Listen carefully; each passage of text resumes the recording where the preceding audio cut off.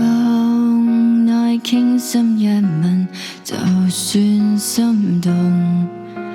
現實可惜不配與你相擁，沉溺於一刻的接觸，哪管即將結束，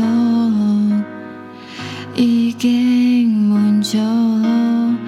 夜半再相見，迷夢裏繾綣，長夜夢中有過動魄迷人片段，沒法再相見，一聲了完全逆轉，就似夢裏面恣意愛海邊冰川，沉睡中的主角怎會怕寂寞？童話中的主角100年痛我，埋進心底的愛慕，如果跟你透露，其實也只是虛夢。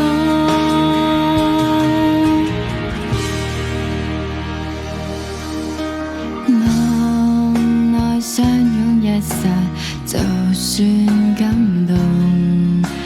現實可惜經已結上冰封，誰奢想一生都抱緊，至少一刻快感，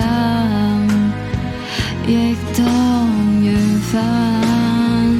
夜半再相見，迷夢裏繾綣，長夜夢中有過動魄迷人片段，沒法再相見，一聲了完全逆轉，就似夢裏面恣意愛海邊冰川，沉睡中的主角怎會怕寂寞？童話中的主角100年痛我，埋進心底的愛慕，如果跟你透露，其實也只是虛無。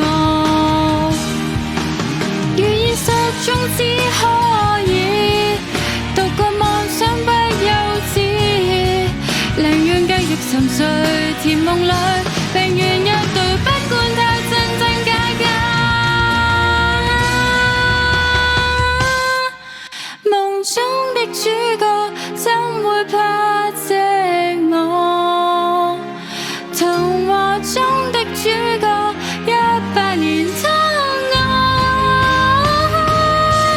埋進心底的愛慕，能否跟你透露？期待你同樣傾慕。